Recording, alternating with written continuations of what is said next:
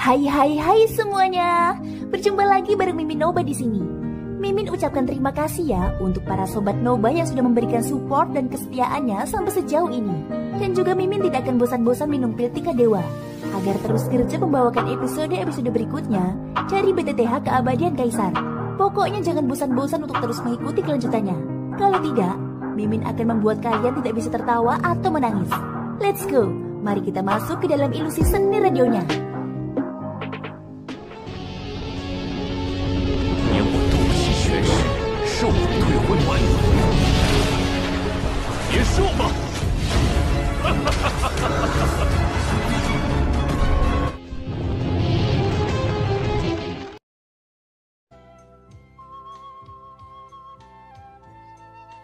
Jangan cemas, aku baru saja bertanya kepada salah seorang murid lembah api terbakar. Meskipun kompetisi besar sekte adalah acara besar bagi lembah api terbakar, Master Lembah tidak akan menghadirinya selama beberapa hari pertama. Dia hanya akan muncul secara resmi ketika 50 murid teratas lembah api terbakar mulai bertarung. Ini dapat dianggap sebagai bentuk dorongan spiritual bagi 50 orang itu. Luojin menceritakan semua informasi yang telah dia peroleh sebelumnya. Perkataan Luojin juga mengejutkan hati Xiaoyan. Hanya melihat 50 teratas dari 1000 murid, bukankah ini terlalu kejam dan kasar? Ucap Xiaoyan. Memang agak kejam, namun ngomong-ngomong, ada perbedaan yang berbeda di antara orang-orang. Kelangsungan hidup yang terkuat adalah hal yang umum. Cara lembah api terbakar dalam melakukan sesuatu juga telah mendorong banyak murid dengan bakat biasa untuk bekerja lebih keras dalam kultivasi mereka. Ini bukan hanya ujian kekuatan kultivasi mereka, tetapi juga ujian temperamen mereka. Jika seseorang tidak mampu percaya pada dirinya sendiri, bagaimana dia bisa menjadi orang yang kuat? Meskipun bakat dalam kultivasi merupakan kondisi bawaan, hanya kerja keras yang dapat menentukan arah segalanya. Jika seseorang tidak dapat memahami hal ini, mereka tidak layak menjadi orang yang benar-benar kuat. Meskipun kata-kata Luojin agak kaku, itu juga benar. Prinsipnya sendiri seperti ini. Hanya masalah apakah mereka bisa mengerti dan bertahan. Kemudian, ketika 50 besar kompetisi sekte dimulai, Master Lembah akan hadir. Maka pada saat itu, ucap Xiaoyan, jangan terlalu optimis. Tidak semudah itu untuk bertemu dengan kepala lembah api terbakar. Siapa yang tidak datang untuk kepala lembah dari lembah api berkobar? Namun siapa yang bisa bertemu dengannya dengan mudah? Ucap Luojin. Xiaoyan mengerutkan bibirnya, menatap tajam ke arah yang terakhir. Dia tentu tahu bahwa orang ini belum selesai berbicara. Bukan hal yang mustahil untuk bertemu dengan kepala lembah api terbakar, terutama dalam kompetisi sekte besar ini. Sangatlah mudah untuk bertemu dengannya. Luojin tiba-tiba berhenti. Dia menoleh untuk melihat Xiaoyan dengan ekspresi mengejek. Selama kamu bisa mengalahkan tempat pertama sekte besar, kamu tidak perlu bertanya. Pemimpin lembah api terbakar akan secara pribadi mengundangmu untuk menemuimu. Bahkan dengan kebanggaan lembah api terbakar, mereka tetap akan tergerak oleh anggota generasi muda yang memiliki kekuatan yang cukup. Ucap Luojin. Menanggapi perkataan Luojin, Xiaoyan langsung terdiam. Matanya menyapu seluruh alun-alun. Mengabaikan tingkat kultivasi khusus para murid lembah api terbakar, tidak kurang dari 10 raja asal di antara para penonton. Xiaoyan yakin bahwa dia tahu batas kemampuannya sendiri saat menghadapi orang-orang itu. Kamu tidak perlu gugup. Raja asal tidak diperbolehkan bertarung dalam kompetisi seperti ini. Di antara semua murid lembah api terbakar, yang terkuat hanya di level pengembalian asal tahap akhir. Bahkan orang luar yang berpartisipasi dalam kompetisi hanya dapat mencapai tingkat kultivasi ini paling tinggi. Aku percaya kamu memiliki kepercayaan diri untuk menghadapi lawan seperti ini. Dengan kata-kata ini, emosi Xiaoyan yang tak berdaya tiba-tiba menjadi tenang. Jika memang begitu, dia masih memiliki sedikit keyakinan. Pandangannya sekali lagi menyapu seluruh lapangan terbuka. Pandangannya berhenti pada beberapa orang di depan kursi penonton. Setelah itu dia sekali lagi melihat medan perang di tengah lapangan terbuka.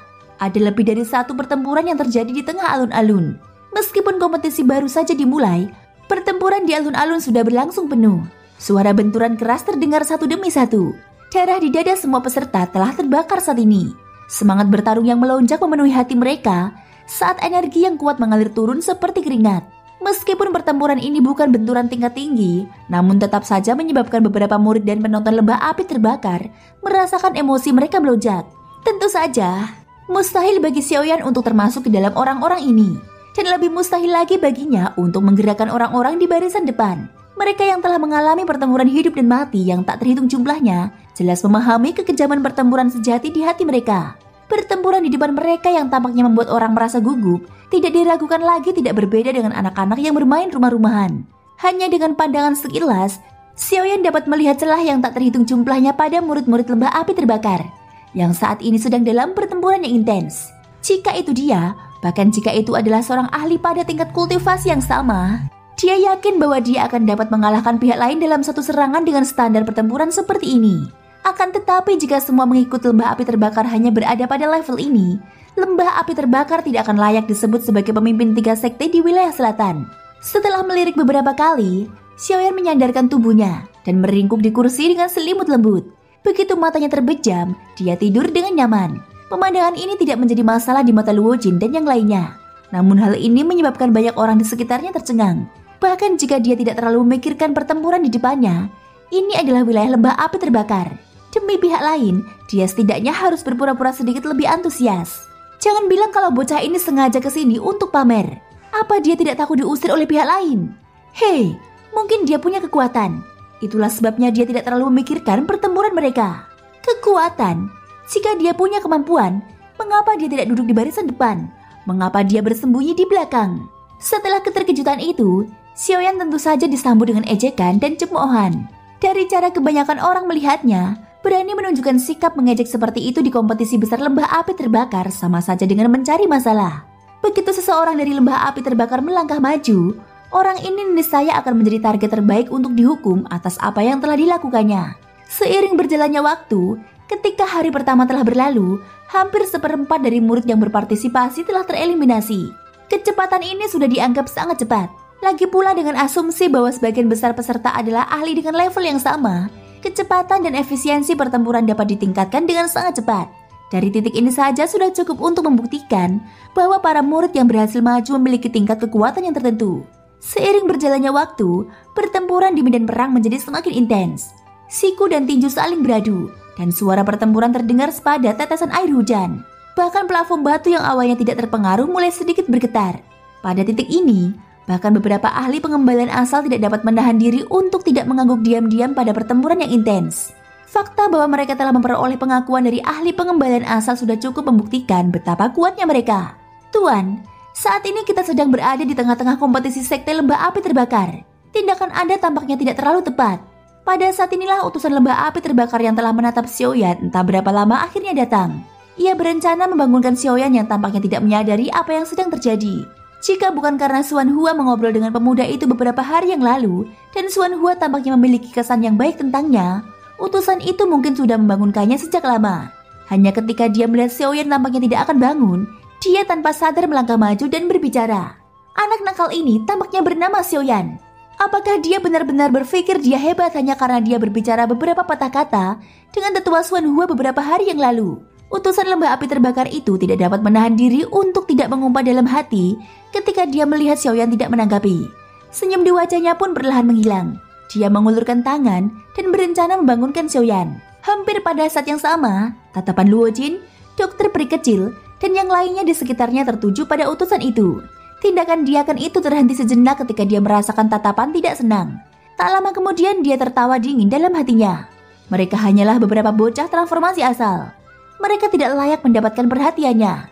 Sesaat kemudian, tangan diakan itu mencengkram keras Xiaoyan.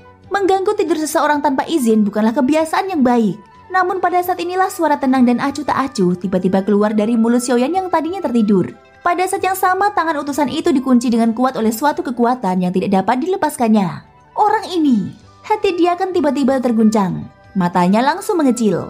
Dia mengatupkan giginya dan mencoba menarik tangannya. Tangan Xiaoyan yang menahan pergelangan tangan diakan itu bergetar pelan. Sebuah kekuatan yang sangat kuat langsung mengguncang tubuh diakan itu.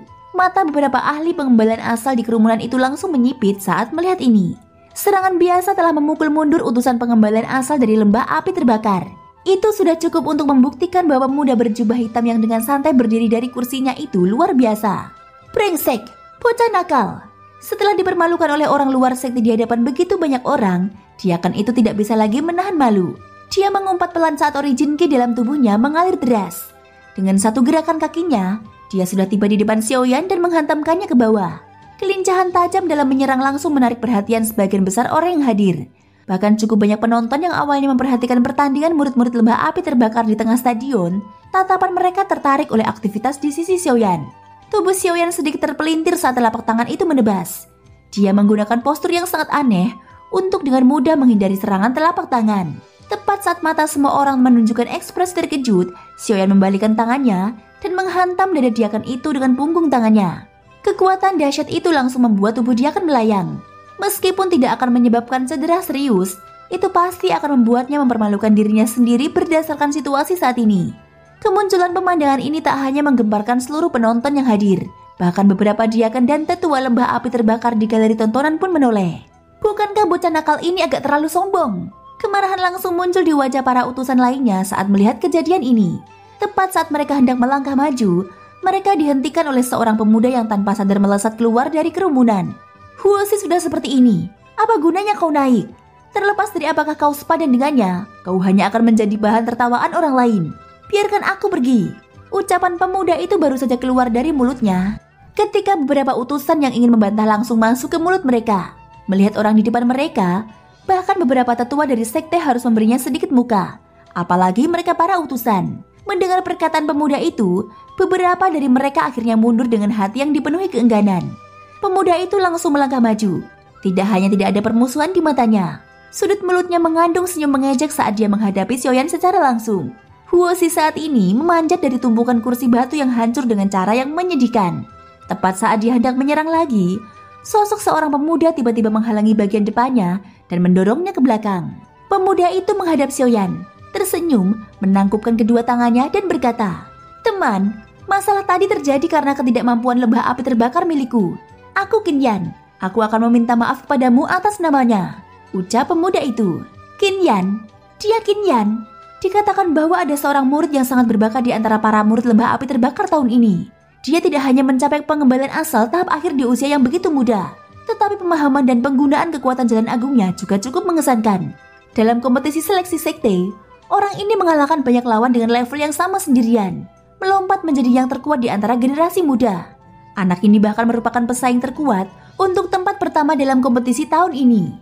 Setelah pemuda itu melaporkan identitasnya, beberapa orang di sekitar penonton segera mengungkapkan identitasnya. Banyak orang di dunia luar tahu tentang murid lembah api terbakar yang sangat luar biasa ini sejak lama, tetapi mereka belum pernah melihatnya sebelumnya. Sekarang setelah mereka melihatnya, dia langsung menarik perhatian banyak orang. Bahkan para raja asal di depan tribun penonton pun mengalihkan pandangan mereka. Dari kelihatannya, bukan hanya para ahli pengembalian asal saja, bahkan mereka juga memperhatikan dengan seksama pemuda bernama Qinyan. Wajar saja bagi Qinyan untuk menerima perlakuan seperti itu setelah menjadi yang terkuat di antara generasi muda lembah api terbakar. Jangankan orang luar ini, bahkan banyak tetua di lembah api terbakar sangat menghargainya. Mereka mulai memperlakukannya sebagai penerus lembah api terbakar di masa depan. Xiaoyan segera memahami identitas pemuda di hadapannya saat mendengar seruan dari kerumunan di sekitarnya. Dia tidak berani meremehkan Qinyan setelah mendengar tentang prestasinya yang menakjubkan. Mampu mengalahkan beberapa lawan dengan level yang sama secara berturut-turut, menunjukkan bahwa Qinyan di depannya ini memiliki kekuatan bertaruh yang jauh melampaui kultivasinya sendiri. Saat berhadapan dengan orang seperti itu, bahkan Xiaoyan pun perlu waspada. Xiaoyan menyipitkan matanya dan menatap Qinyan yang tersenyum sopan di depannya. "Kamu terlalu sopan, aku juga salah sebelumnya. Jadi aku harap kamu bisa memaafkanku," ucap Xiaoyan. Huosi mengerutkan bibirnya dengan marah ketika mendengar ini. Namun dia tidak dapat mengatakan apapun lagi. Dengan Qinyan di sampingnya, dia hanya bisa dengan patuh menahan rasa kesalnya. Qinyan juga meliriknya dari sudut matanya. Segera dia tersenyum tipis dan berkata, "Melihat serangan Tuan Xiaoyan tadi cukup tajam, aku jadi bertanya-tanya apakah Tuan tertarik untuk berpartisipasi dalam kompetisi besar sekte ini. Dari apa yang kuketahui, token giok di tangan Tuan Xiaoyan tampaknya adalah geng 24. Dengan angka ini, kau dapat menantang murid manapun yang peringkatnya di atas 500 di sekte kami," ucap Qinyan. Xiaoyan tersenyum tipis saat mendengar kata-kata Qinyan yang sepertinya mengandung makna tersembunyi dan langsung membantahnya. "Aku lebih tertarik pada orang-orang yang peringkatnya di bawah 500, jawab Xiaoyan. Senyum di wajah Qinyan langsung menjadi lebih pekat saat melihat ini. Hanya Diaken dari lembah api terbakar yang memiliki ekspresi marah. Kata-kata Xiaoyan ini jelas mengisyaratkan bahwa murid-murid lembah api terbakar mereka lemah dan tidak memiliki kualifikasi untuk menjadi lawannya. Kalau begitu, Tuan Xiaoyan telah setuju untuk berpartisipasi dalam kompetisi besar sekte lembah api terbakar kami. Aku sangat menantikan pertemuan denganmu di arena." Banyak orang langsung mengalihkan pandangan mereka ke arah Xiaoyan saat kata-kata ini diucapkan. Kata-kata Qinyan ini merupakan tantangan terbuka. Jika Xiaoyan tidak menerimanya di depan begitu banyak orang, dia tidak hanya akan kehilangan muka, dia juga akan diejek dan dibicarakan oleh orang-orang di galeri tontonan. Kata-kata yang dia katakan sebelumnya tentu saja akan digunakan untuk menampar wajahnya. Hati Xiaoyan juga sangat jelas tentang hal ini. Tujuan pihak lain sangat jelas. Entah dia setuju untuk bertarung dengannya, atau dia akan menelan kata-kata yang telah dia katakan sebelumnya. Pada akhirnya, orang yang akan kehilangan muka tetaplah dia. Tindakan Qin Yan ini memiliki niat untuk mengancamnya.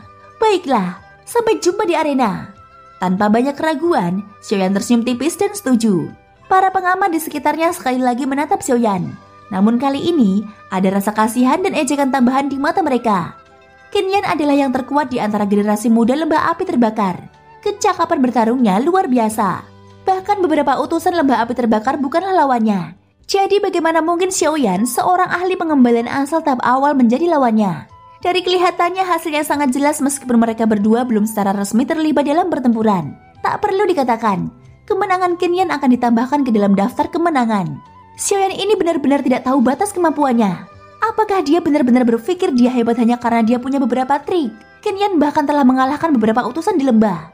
Dia telah menghadapi banyak tantangan sebelumnya. Sekarang, kemungkinan besar dia akan di seluruh lembah api terbakar telah menjadi jenderal yang dikalahkannya. Dia hanya ingin dipermalukan hanya dengan kekuatan pengembalian asal tahap awal. Ya, dasar bocah kurang ajar. Kenapa kita tidak berurusan dengannya saja daripada dengan senior Qin Yan? Dia tidak pantas menjadi lawan senior Qin Yan. Sementara para penonton di galeri tontonan berdiskusi satu sama lain, cukup banyak murid lembah api terbakar yang menyaksikan kejadian ini juga mulai berdiskusi satu sama lain.